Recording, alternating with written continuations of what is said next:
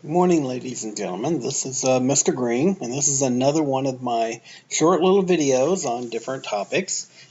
This one is going to be about measuring length. And I want to see if this works. Yes. This is our course that we are in right now, and I am looking at Unit 1, 1.04, and 1.05. These lessons have several slides that go along with them. You should be going through these slides and reading each one of them because they are important and they show you how to do different things. There is also this offline learning that you get to. It talks about doing the problem sets. See how it's got all these problems here that you should be working? These are found right here under the problem set. If you have problems with any of these are the problems you should bring to me during the open office time at 3 to 4 o'clock in the afternoon, Monday through Thursday. Be glad to work through them at those times. Or bring them to me on Thursday when we have our class connect time. And I'll be glad to work through the problems at that time and show you how these problems are worked. Okay, now it'll be the same problem set when you go to do this 1.05, the other lesson on length. They're the same ones at that point. What I clicked on there was the thing that said lesson resources down here, and you can see right here it's got the solutions right there. So if you click on this, you're going to get all the answers to the problems, and it's nice to have those answers to be able to go through and do things. What I recommend to people, and I'm going to say it to you in this lesson, I'll probably say it again several times, student guide. Print out that student guide. Get that student guide out. It has lots of good information in it. It will help you stay close to what you need to be doing. So that's one of the things you need to get involved with and make certain you're printing are those student guides on a regular basis. But now let's just look at length. Well, a word about your calculator. This is a TI calculator, okay? TI 83, it's a silver edition. If you'll notice in my course up here in the Dropbox area, there is a TI 83 calculator there. It's better than nothing. You can download it and follow the instructions. They're inside of the little zip file that you get, and you get this little calculator here. This is a working version of the calculator.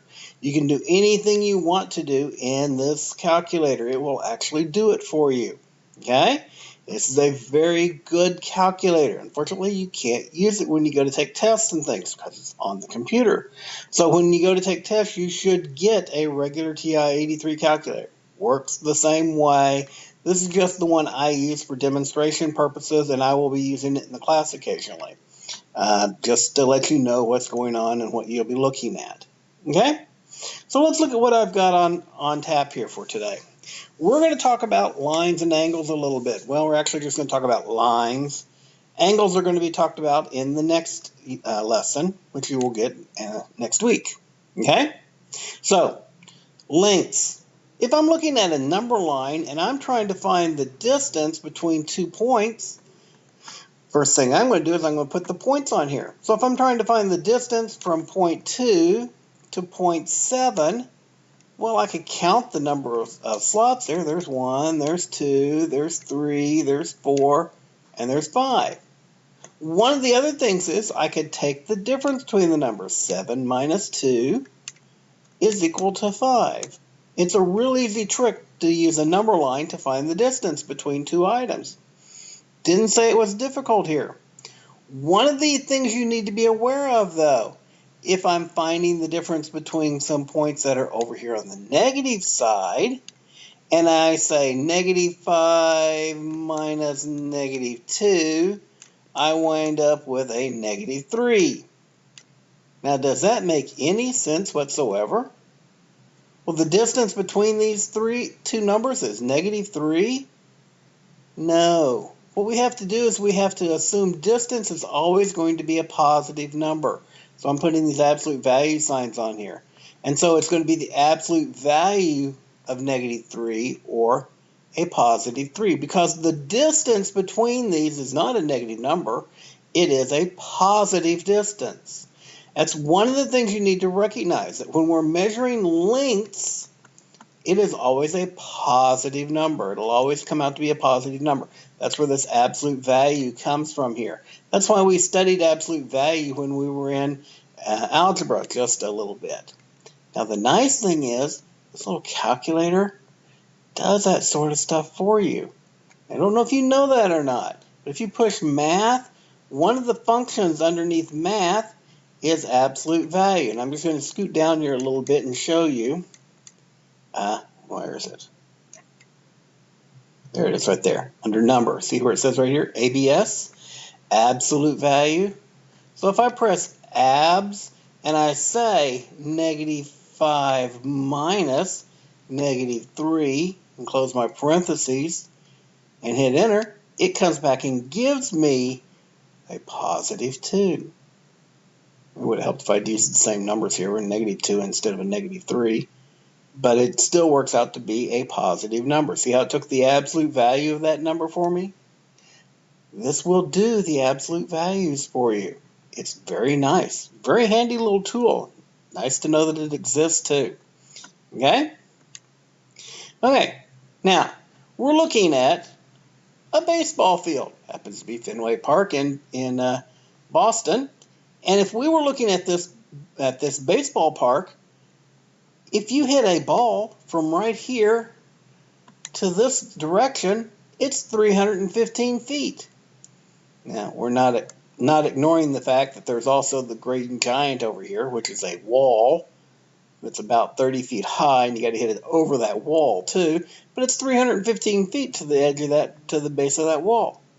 If you're hitting it to dead center field, it's 420 feet out there. Much further distance. But if you're hitting it straight down the right field line, it's only 302 to right there. But actually, that's kind of hard to hit. It's more like 380 feet out here. So it's just a little bit of a distance to hit that ball out of the baseball park. So when they talk about hitting home runs, they're hitting it those distances that you see there, plus the height that's on the thing. Those are always positive distances. Doesn't matter what direction they're going. Always listed as positive distances. If you're looking at Kyle Field in College Station, the distance between the 20-yard line here and the 50-yard line right there would be 50 minus 20, 30 yards. Okay?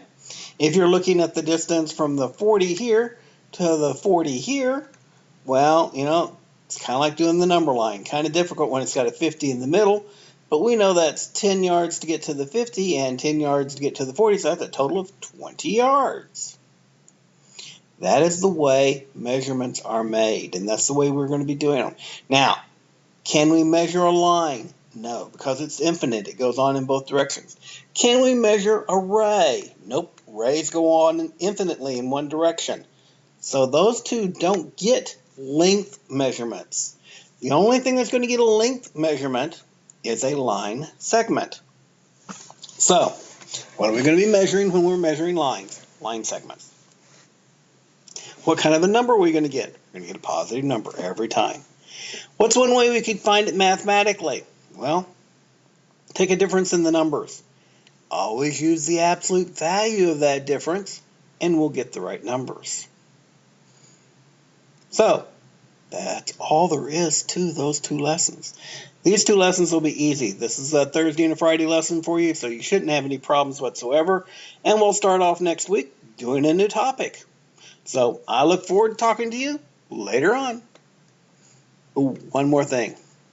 Two more things. Geez, two more things. Practice problems. One of the things that we do in geometry is we don't really know if lines are their lengths, but we measure them and we say that they are congruent, and we want to make certain we mark that congruence so that we know it. Now you see these little tick marks on here? These tick marks are the typical way that in a geometry problem that we use to indicate that lengths are the same. So in this situation, line segment AE and line segment EC are the same length. See how they got that one little tick mark on them? See this one up here where we've got these two little tick marks on here and these two little tick marks on here? That means that line segments AB and line segment BC are the same. And then down here, between these 3 tick marks here and these 3 tick marks there, those 2 line segments are the same. Now in this drawing, we also have BE and ED, but there were no tick marks on those 2 lines. So we know those 2 lines are not the same length at all. So it's a matter of knowing what lines are the same length and which ones aren't. And I took this little kite and I turned it into a smiling little face. Oh, well, you know what? It's a little bit fun that geometry teachers get to have every once in a while. But the tick marks are there to tell you things, okay? And it's the easy way of communicating to you what line segments are of the same length and which ones are shorter or which ones are longer. Okay, don't forget, when you're communicating with me, you're sending me a K-mail or anything like that, give me your course name and section number. I teach multiple courses and I have multiple sections of every course. And it's difficult for me to find you if you're asking me, well, I missed this grade and I want to make this, and I can't help you because I have to go looking for you and it takes me a little bit longer to find you.